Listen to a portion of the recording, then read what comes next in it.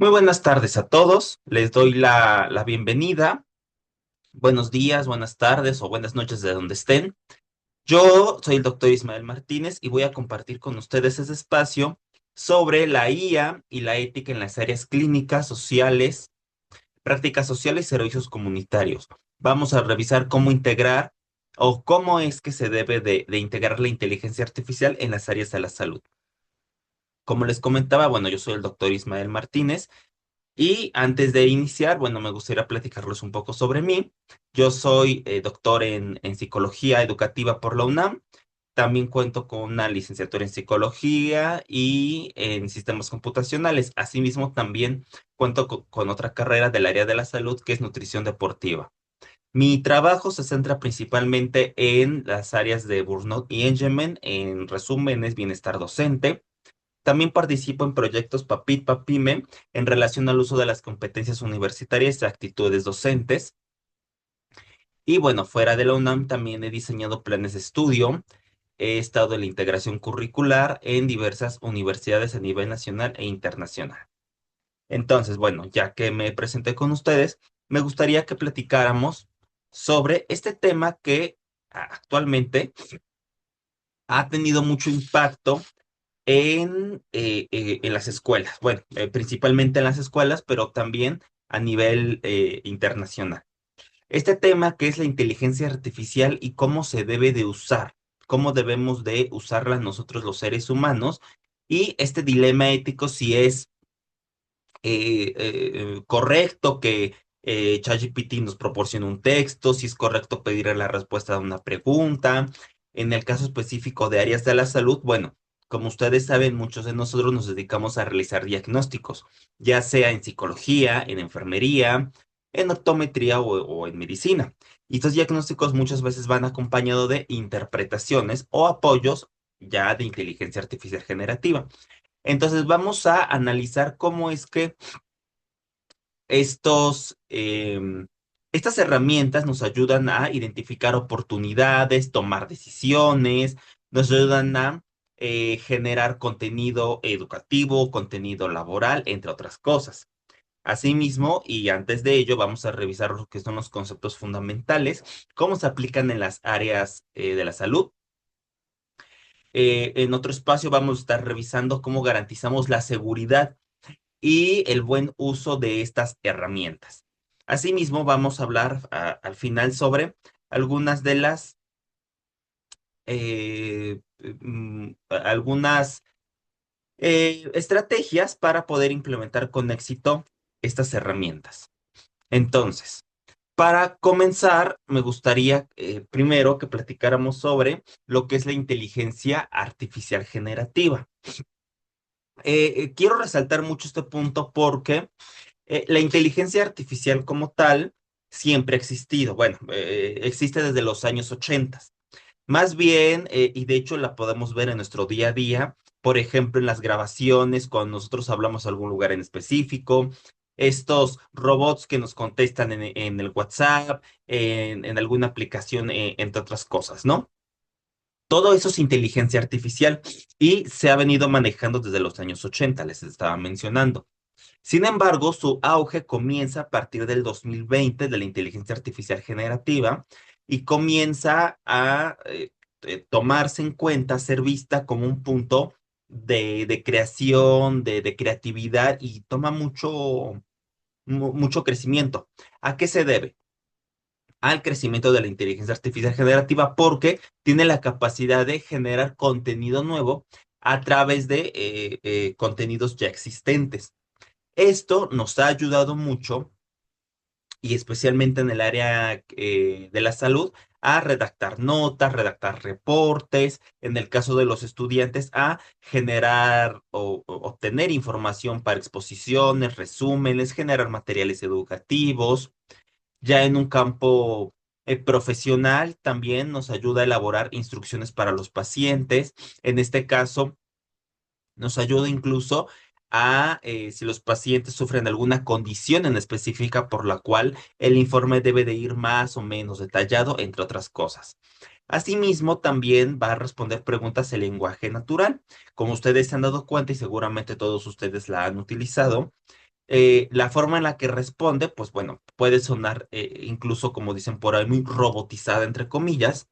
Sin embargo, vamos a revisar que la forma de responder va a depender mucho de nosotros, cómo nosotros vamos educando, entre comillas, a la inteligencia artificial.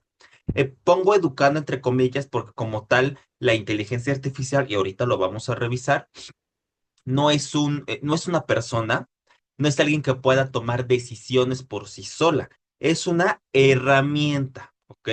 Y como cualquier herramienta, se debe garantizar su uso ético, del cual vamos a hablar más adelante.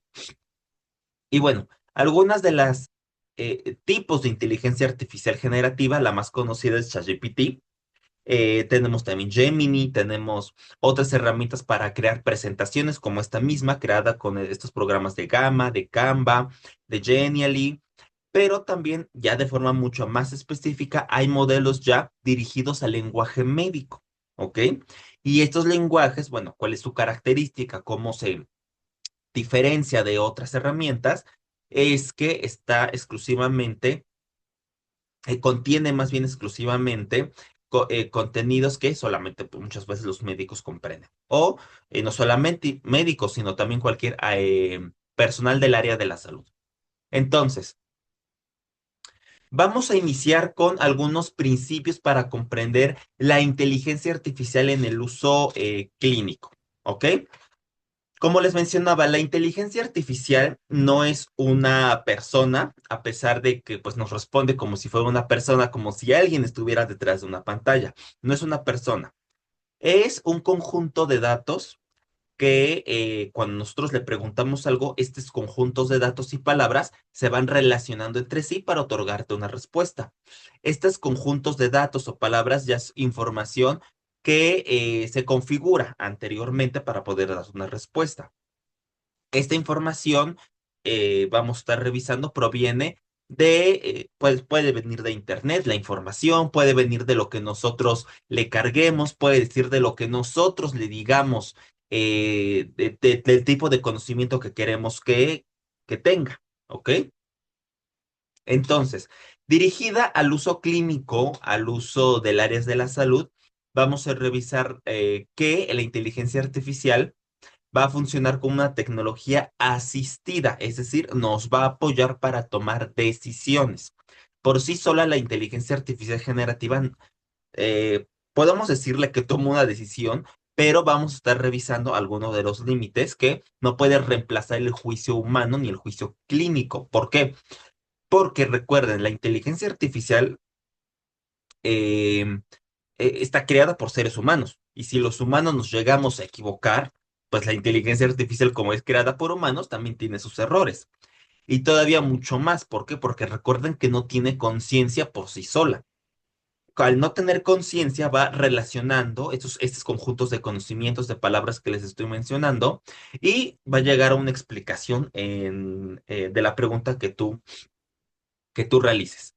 Entonces, hacer una tecnología de apoyo asistida, el humano siempre se va a responsabilizar de lo que la inteligencia artificial dice.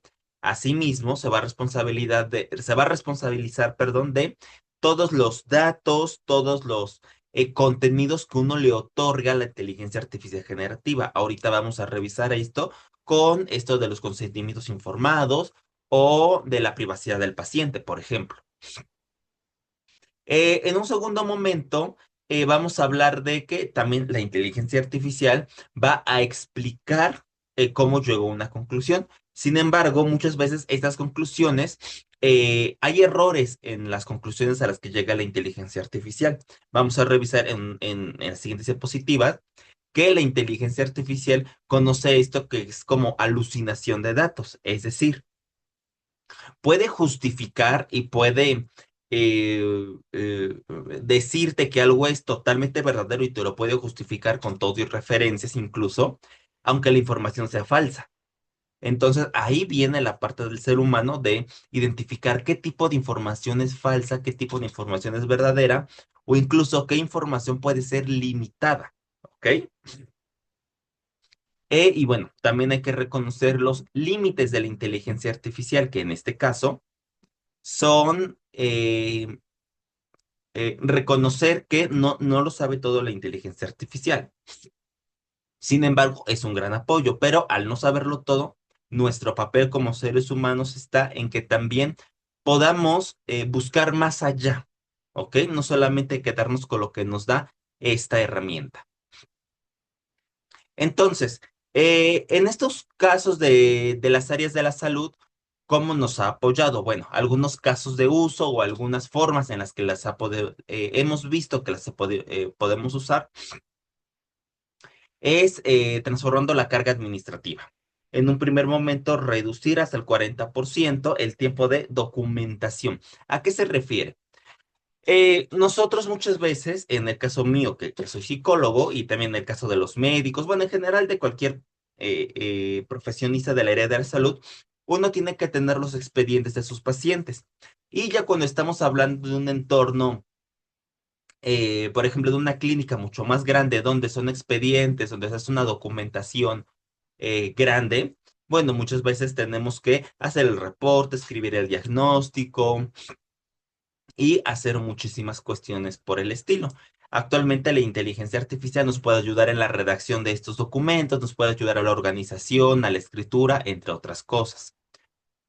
Aquí también, bueno, podemos hablar de que nos ayuda la transcripción automática de consultas muchas veces, y eso aquí mismo lo podemos ver. Actualmente herramientas como Zoom, como Google Meet ya nos permiten, o cualquier otra herramienta nos permite transcribir lo que nosotros decimos durante una sesión. Entonces, hay herramientas que nos ayudan, en el caso de Zoom, cuando hay consultas, por ejemplo, virtuales, hay herramientas que nos ayudan en la transcripción automática y posteriormente, aunque se nos vaya algo durante la sesión, podemos retomarlo, podemos ver la escritura y podemos corroborar esa información.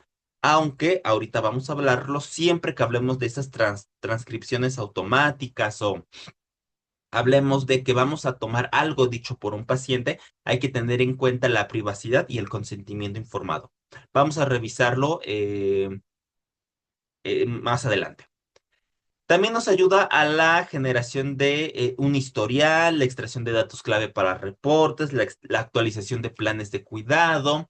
En el caso, por ejemplo, que yo también me dedico a la parte de la nutrición, eh, antes sucedía mucho, bueno, todavía sucede mucho con algunos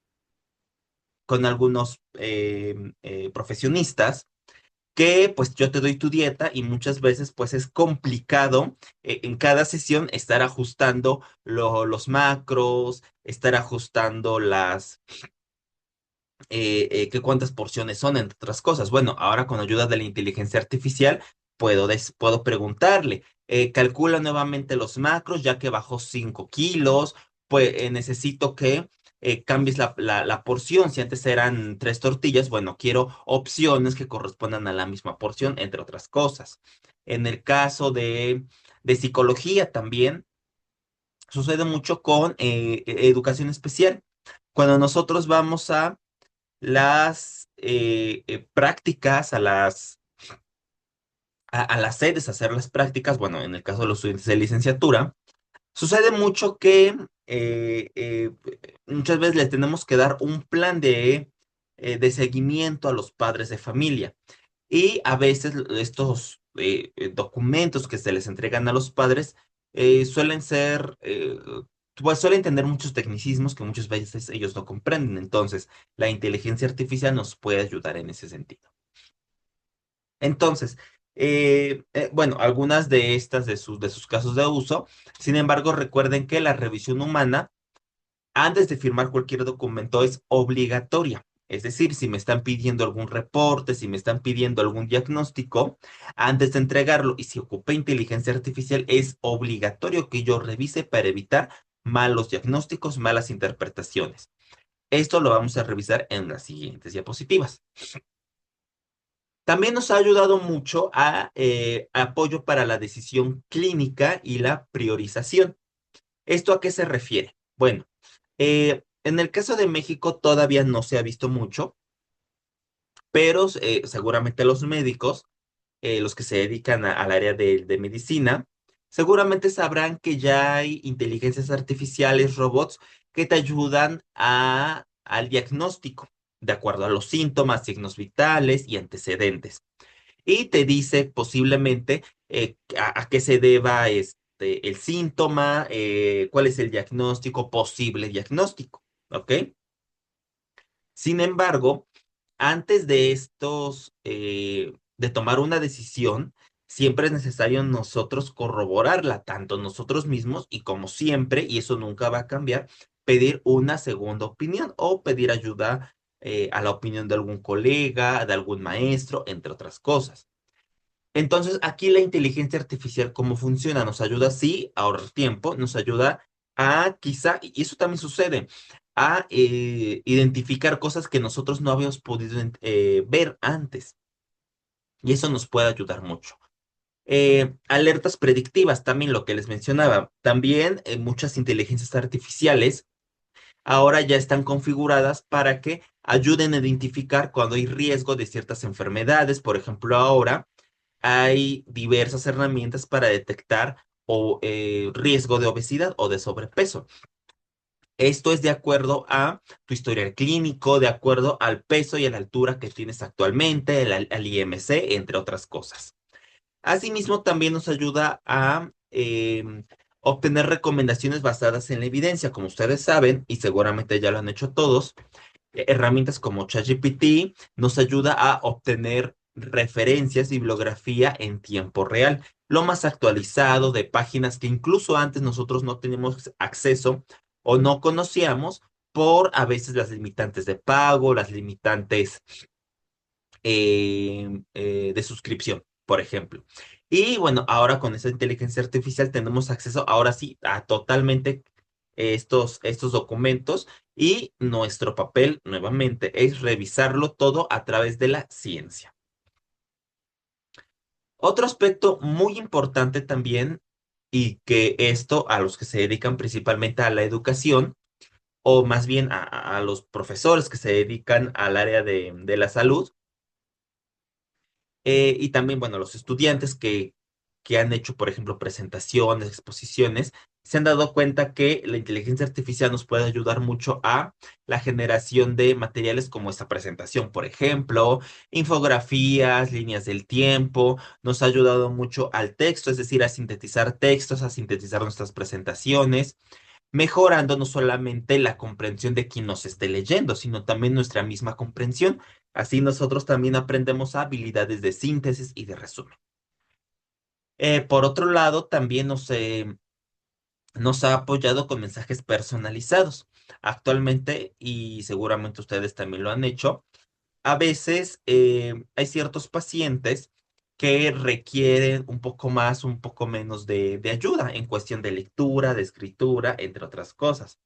Entonces, la inteligencia artificial nos puede ayudar a ser más sintético, más amable, más amigable, por así decirlo, ajustar ciertos contenidos a contextos culturales, preferencias individuales.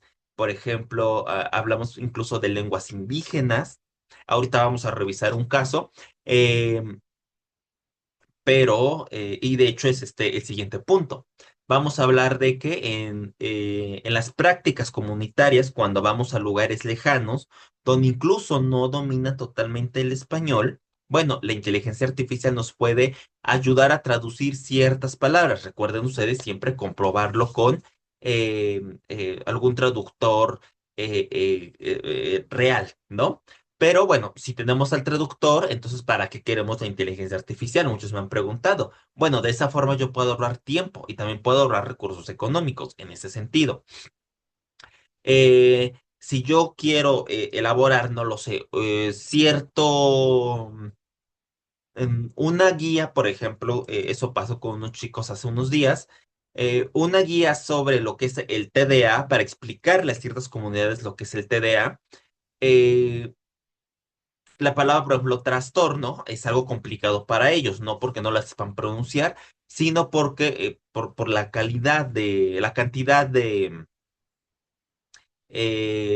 palabras incluso que tiene, de letras que tiene una oración, pues es difícil traducirla. Entonces van ajustando, van cambiando algunas palabras, algunas letras para que sea adecuada para ese tipo de poblaciones. Eh, Otros ejemplos de cómo la inteligencia artificial nos ha apoyado es a través de los chatbots clínicos inteligentes.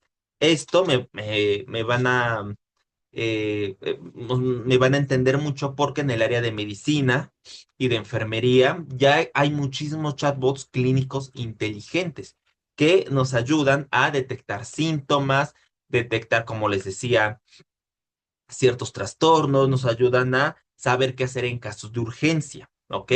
Recuerden, este tipo de herramientas no van a sustituir al médico, no va a venir un robot a decirte qué hacer, es decir, y eso sucede mucho con la gente y que lo está haciendo de forma incorrecta, está utilizando la inteligencia artificial de forma incorrecta.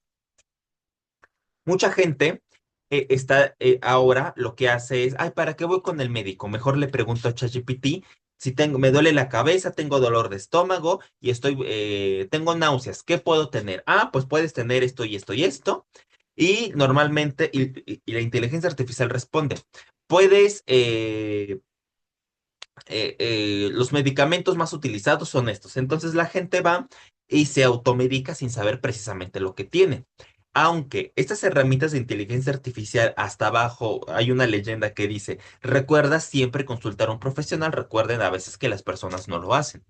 Entonces, hay un riesgo con este tipo de situaciones. No está mal utilizarlas. Lo que es incorrecto es no consultarlo con un profesional. Recuerden, la inteligencia artificial no es una persona, es una herramienta. Vámonos a otro caso en el área de la salud, en el área de la psicología.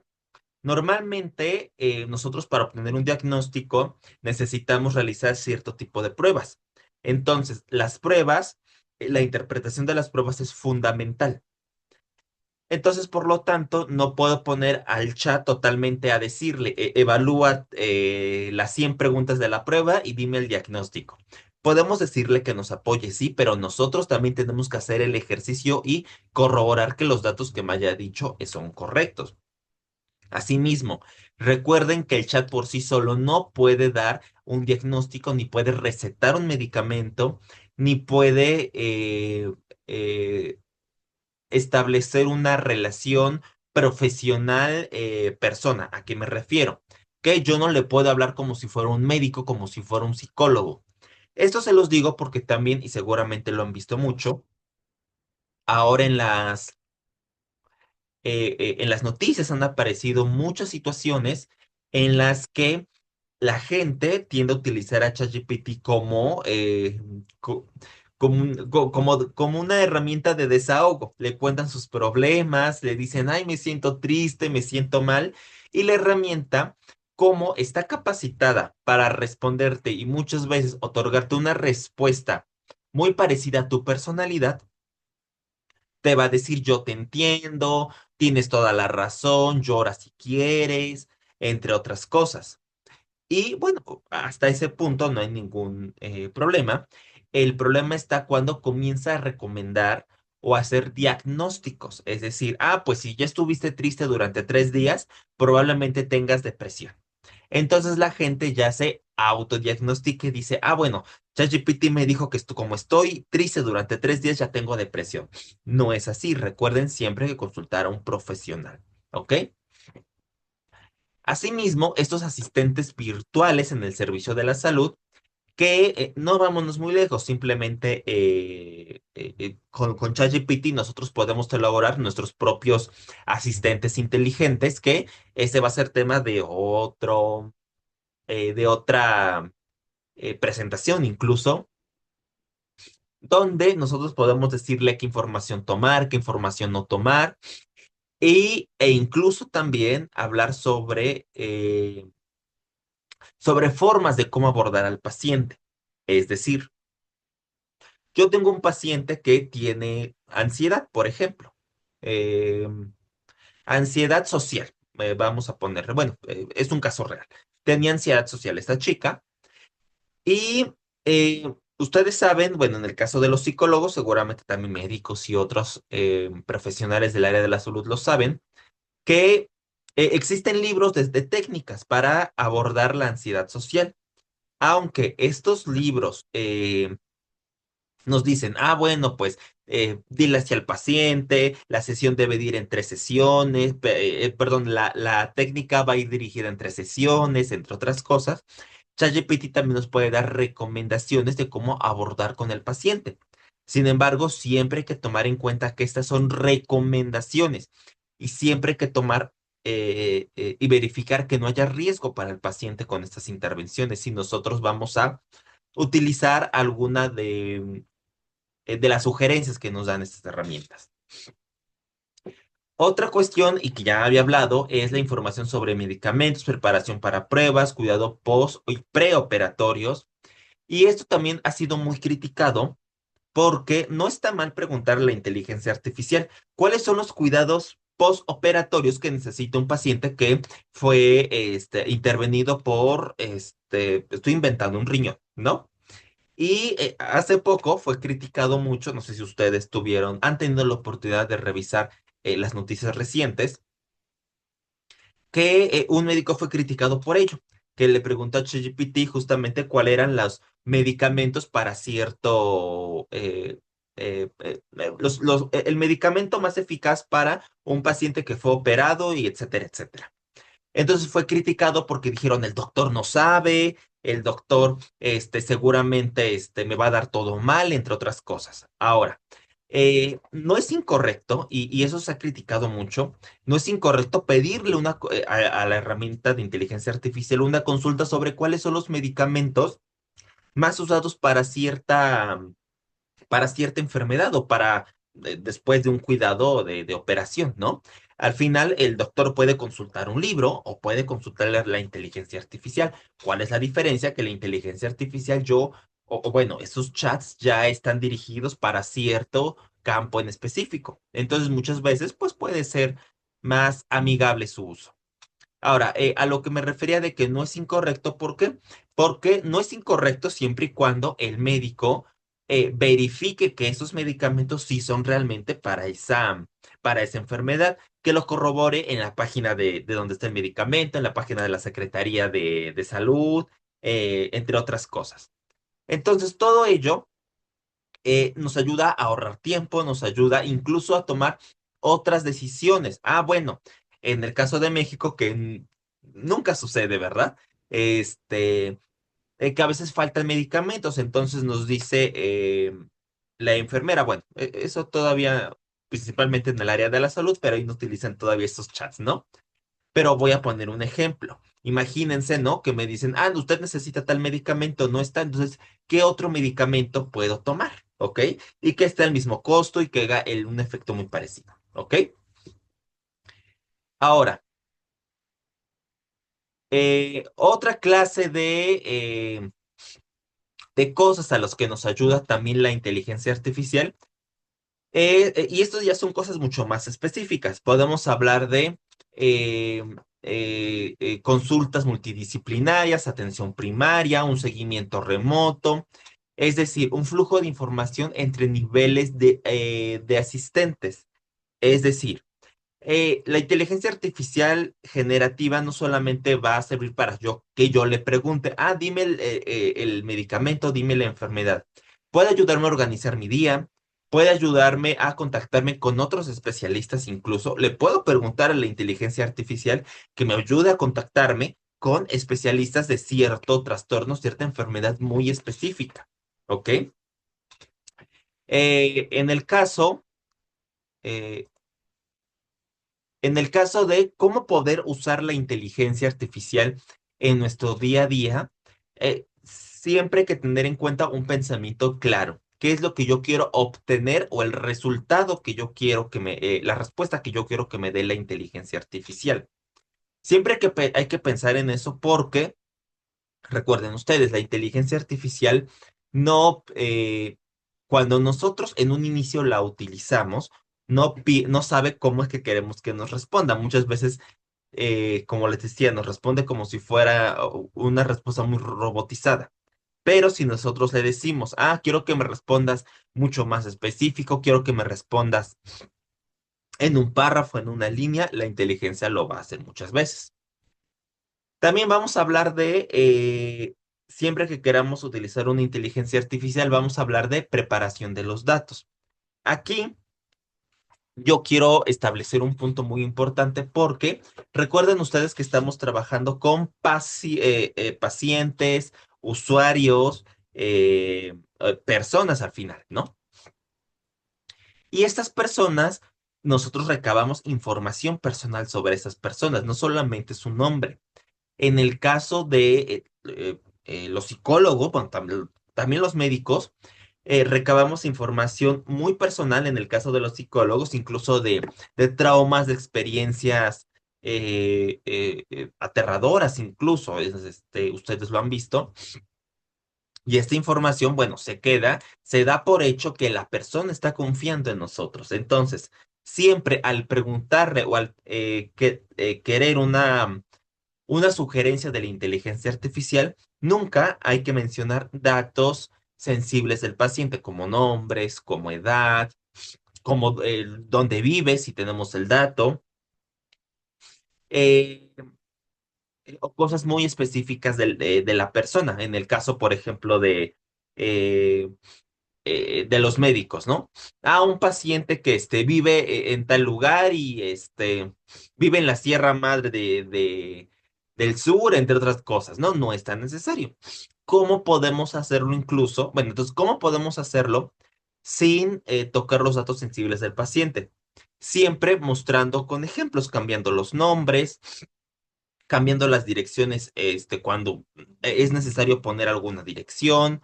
En el caso de los síntomas, sí, o las enfermedades, bueno, no las podemos cambiar porque necesitamos justamente de ello, pero sin relacionarlo a una persona en particular o algún grupo en particular.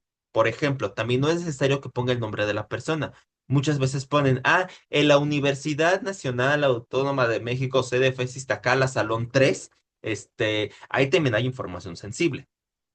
Entonces, simplemente con decirle, bueno, mira, tengo un paciente X, puedes ponerle una X, incluso la inteligencia artificial lo sabe. Tengo un paciente que tiene estos síntomas y nada más, ¿no? Si quiero hacer un reporte, por ejemplo, de ese paciente, puedo decirle que me ayude con ese reporte, pero no copiando ni pegando el nombre del paciente. Es decir, yo puedo decirle, y ahorita vamos a verlo más adelante. Tengo estos, perdón, diagnóstico de tal paciente. Tengo estos síntomas, estas pruebas de tal paciente.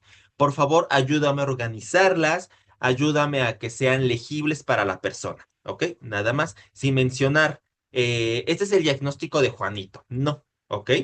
Nunca poner los datos. Y recuerden siempre hacer una validación, es decir, si bien la inteligencia artificial ya nos ayudó, ya corrigió, ya nos dio un acercamiento al diagnóstico del paciente, el del paciente, perdón, siempre es necesario revisarlo y nosotros tomar la decisión. Se hace, no se hace, entre otras cosas. Y finalmente la documentación, registrar el proceso si utilizamos inteligencia artificial y cómo lo utilizamos. Esto todavía está platicándose mucho en debate.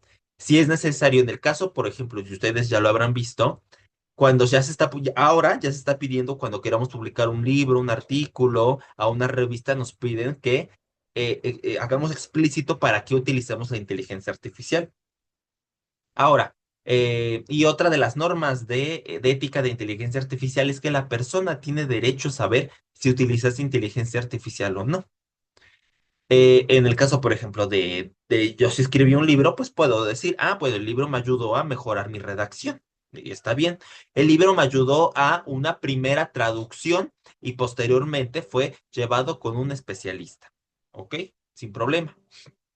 En el caso de nosotros, bueno, el diagnóstico fue apoyado con una herramienta tal y la decisión final se tomó a cargo del doctor y ponen su nombre. ¿Ok?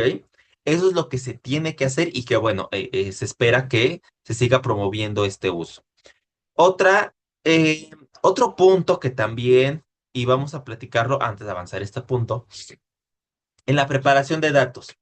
Actualmente también se ha visto, y ahorita vamos a poner un caso, de cómo la inteligencia artificial nos puede ayudar a, como ustedes saben, herramientas como ChatGPT, como Gemini, como Copilot o Copilot, como le quieran llamar. Puedo subirle imágenes y me puede decir qué hay en la imagen. Ahora, y también hay chats especializados donde yo le puedo subir la imagen de cierto, mm, de una herida, estoy inventando ahorita, y el chat me puede decir, bueno, se ve que es una herida profunda, se ve que necesita sutura o se ve que no la necesita, entre otras cosas, ¿ok?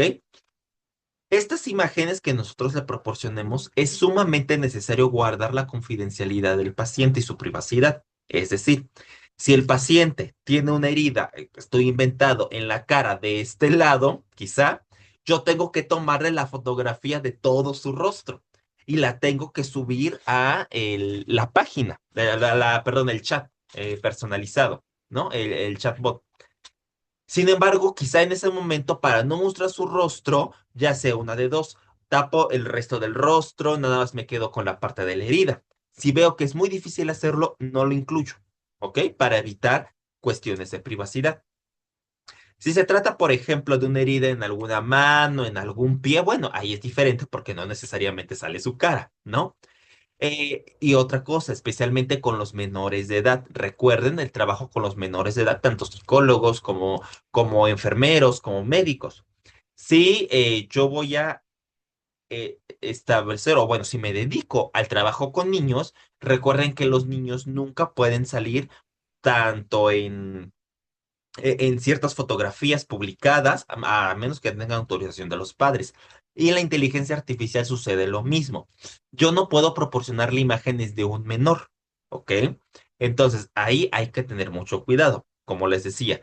Eh, Tomarle la foto, quitar la parte de la cara o el rostro, entre otras cosas, siempre manteniendo la confidencialidad del paciente. Entonces, bueno, ya que dijimos todo esto, entonces, ¿cómo puedo asegurarme de que yo puedo hacer eh, un buen uso de la inteligencia artificial? Bueno, aquí hay 5 puntos que ustedes pueden utilizar, 5 claves que ustedes pueden utilizar. Siempre proporcionan un contexto clínico.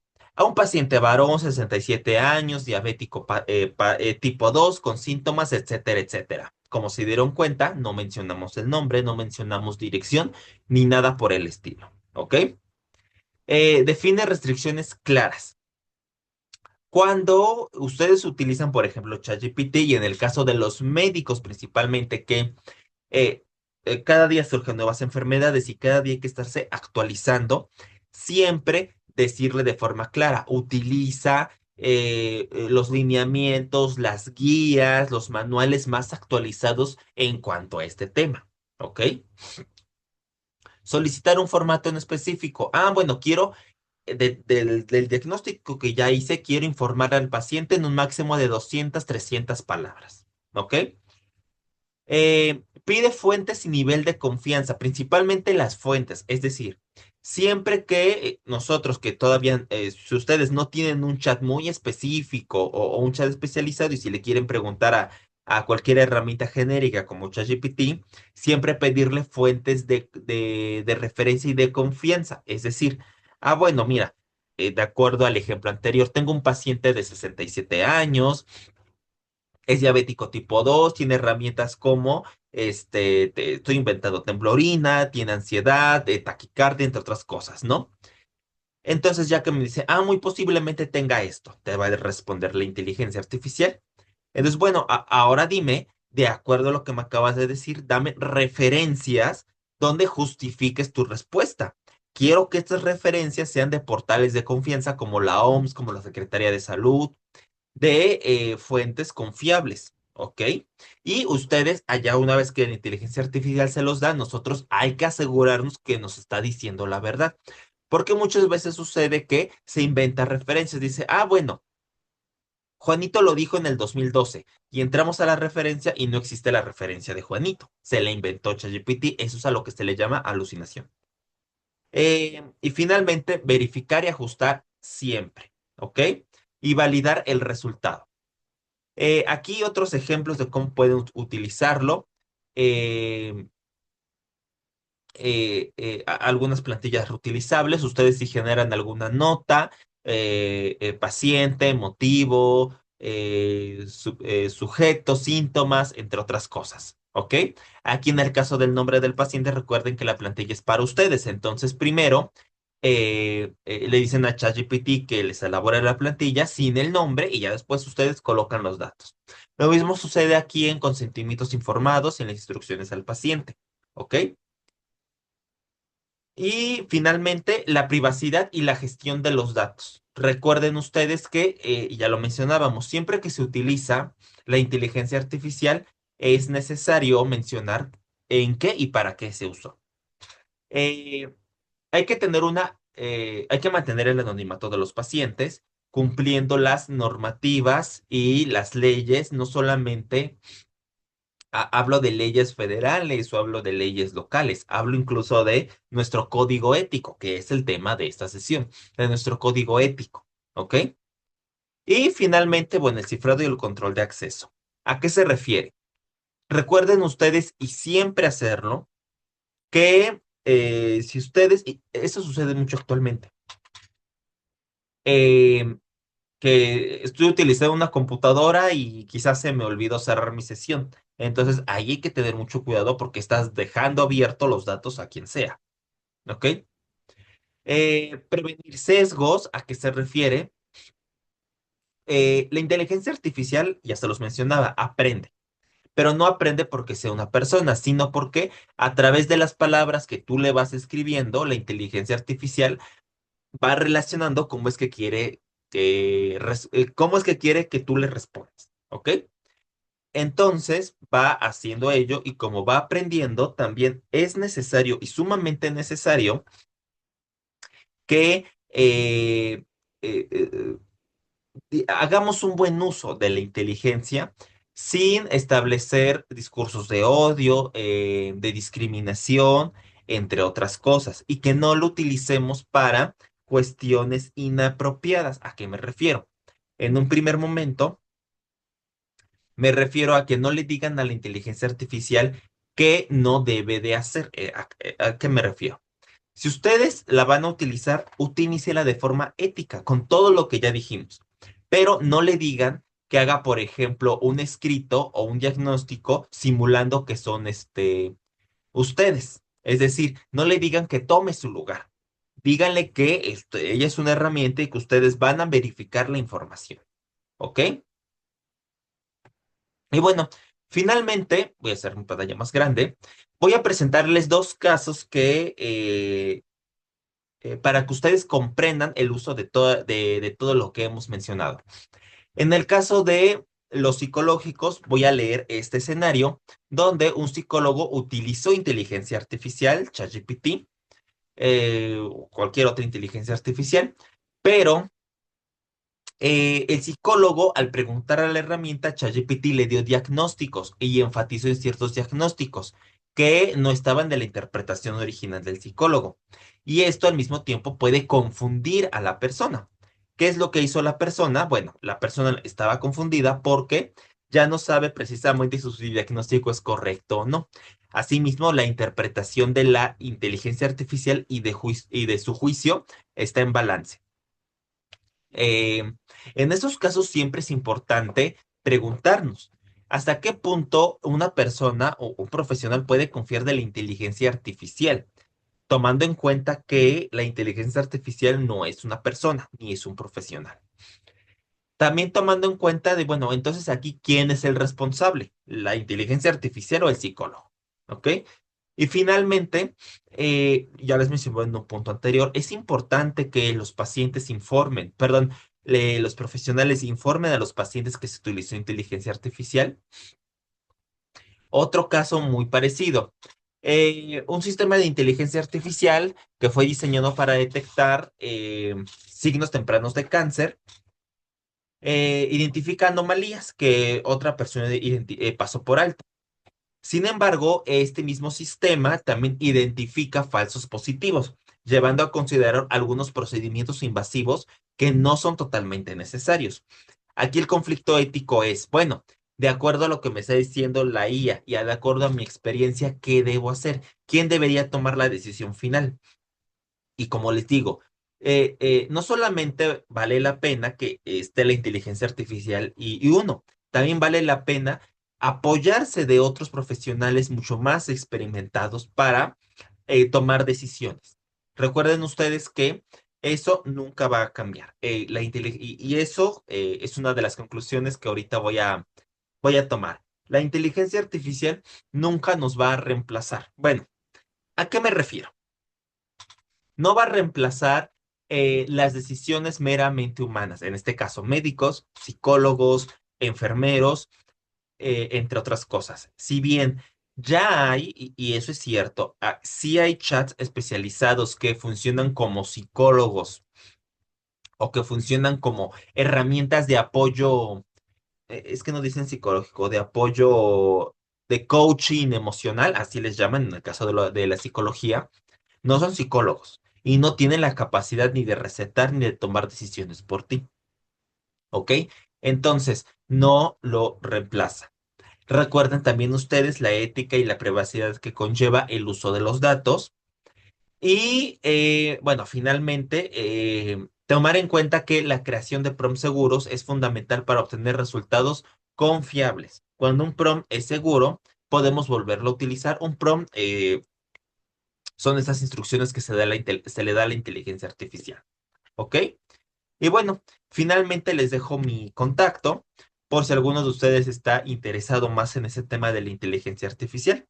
Yo soy el doctor Ismael Martínez Bonilla y como les mencioné, pues soy docente de la Facultad de Estudios Superiores Iztacala de la UNAM y trabajo en el Laboratorio Digital de Desarrollo Infantil y en el Laboratorio de Educación y Evaluación Digital. Les dejo mi correo por si tienen alguna duda o algún comentario. Bueno, yo les agradezco mucho este trance por este tema tan interesante que hemos estado viviendo durante los últimos años y que seguramente en otros años, pues vamos a estarlo eh, todavía sorprendiéndonos más, ¿no? Con lo que nos ofrece la tecnología. Bueno, pues yo les agradezco a todos pues el haber interesados en este video y pues hasta luego. Que tengan muy buena tarde, muy buen día o muy buena noche.